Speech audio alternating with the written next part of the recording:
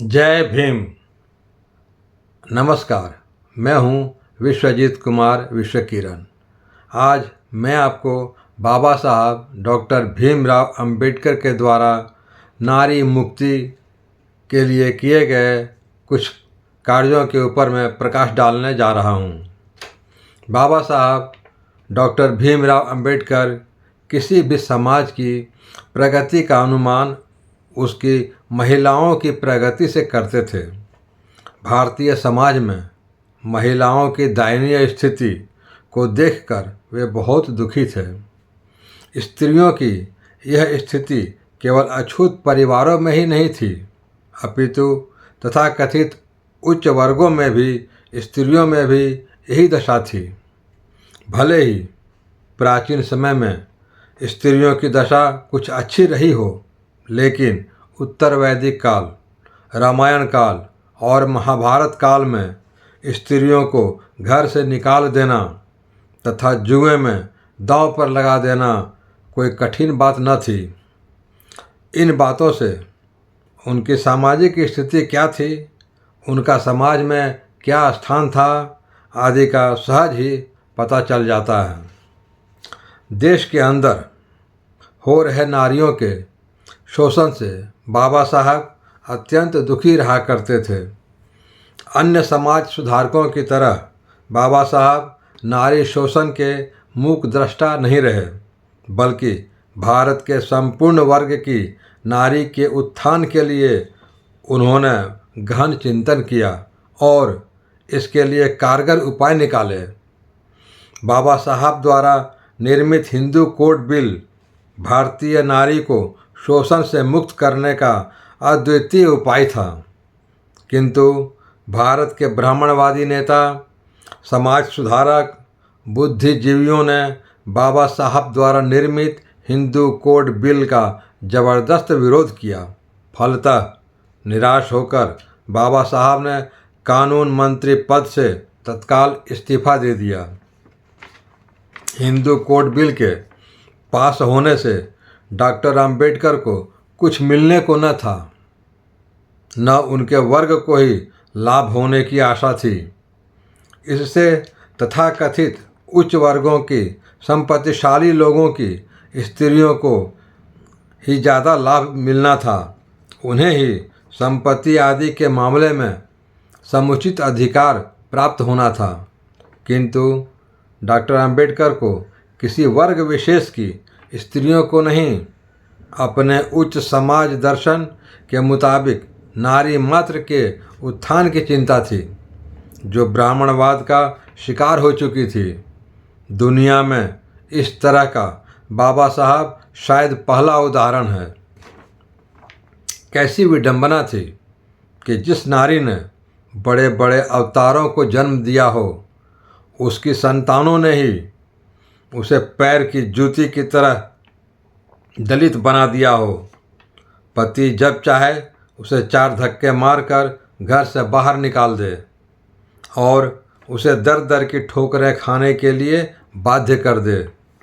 वहीं नारी जो पति के जीवन काल में उसके लिए सुख, समृद्धि और इच्छा पूर्ति का साधन थी और वस्त्र अलंकारों से सजी धजी रहती थी, वही नारी पति के न रहने पर उपेक्षा और घृणा की पात्र बन जाती थी। अच्छे कपड़े और आभूषण पहनना उसके लिए उपहास का कारण बनते थे। स्त्रियों को इस तरह अधोगति में पहुंचाने के लिए हिंदू धर्म ग्रंथों के उल्लेख और नियम उत्तरदायी हैं। महिलाओं की सर्वतोमुखी उन्नति के विरोधी ऐसे प्रतिबंधों को धार्मिक जामा पहना दिया गया। ऐसे नियमों को तोड़ना और इन प्रतिबंधों का उल्लंघन करना धर्म का विरोध और अधर्म बतलाया गया। यह अधर्म नरक ले जाने वाला बतलाया गया। इसी नरक के भय से भारत में स्त्रियों का आंदोलन नहीं हो सका। वर्तमान युग में उनमें अपने अधिकारों की चेतना कम ही है। यही कारण है कि तथाकथित धर्म ग्रंथों के ऐसे स्त्री विरोधी और अपमानजनक अंशों को उन ग्रंथों से निकालने के लिए वे कोई आंदोलन नहीं खड़ा कर सकी। इसका कारण उनकी धर्मांधता और स्वतंत्र चिंतन का अभाव ही कहा जाएगा। डॉक्टर अंबेडकर ने अपनी पुस्तक हिंदू नारी का उत्थान और पतन में इसका पूर्ण रूपेण विवेचन किया है। मालाबार भूभाग में बाबा साहब डॉक्टर अंबेडकर ने नारी समाज को वस्त्र पहनना बतलाया। वहाँ आदिम जातीय लोग रहते थे। उनकी स्त्रियां अपने गुप्तांगों को पत्तों से ढककर लज्जा बचाती थी। बाबा साहब ने उन्हें इंसान बनने का उपदेश दिया था और वस्त्र पहनना बतलाया। नागपुर का वह भाषण प्रसिद्ध ही है जिसमें उन्होंने कहा था, यदि तुम्हारे पति शराब पीकर या जुआ खेलकर आए तो दरवाज़ा मत खोलो, उन्हें खाना मत दो, क्योंकि वे शराब पीना छोड़कर उतने पैसे से बच्चों को तंदुरुस्त रखने के लिए अच्छा खाना खिला सकते हैं, अच्छे कपड़े पहना सकते हैं। देश में नारियों की दुर्दशा से बाबा साहब बहुत चिंतित रहते थे। उन्होंने नागपुर में नारियों की एक महती सभा को संबोधित करते हुए कहा, साफ सुथरा रहना सीखो, बुराइयों से दूर रहो, अपनी संतान को शिक्षा दो, उनमें पढ़ने की महत्वाकांक्षा पैदा करो, उनके मन में यह भावना पैदा करो कि उनमें बड़ा होने की क्षमता है, उनके मन से सभी प्रकार की हीन भावनाओं को दूर करो, शादी करने में शीघ्रता मत करो, विवाह एक जिम्मेदारी है, बच्चे जब तक विवाह और परिवार की जिम्मेदारी को उठाने की क्षमता प्राप्त नहीं कर लें तब तक बच्चों के ऊपर विवाह का बोझ मत डालो। जो शादीशुदा हैं उन्हें यह बात मन में रखना चाहिए कि अधिक बच्चे पैदा करना एक सामाजिक अपराध है। माता पिता को यह कर्तव्य होना चाहिए कि वे अपनी संतान को अपने से बेहतर जीवन सुविधा प्रदान करें। प्रत्येक बच्चियों को स्वावलंबी बनने दो। प्रत्येक बच्चियों को अपने पति का मित्र बनना चाहिए, दासी नहीं। पति के समान ही स्वतंत्र और अधिकार प्राप्त होना चाहिए। मुझे विश्वास है यदि तुम इन सलाहों को मानकर चलोगे तुम्हें सम्मान और सुख प्राप्त होगा।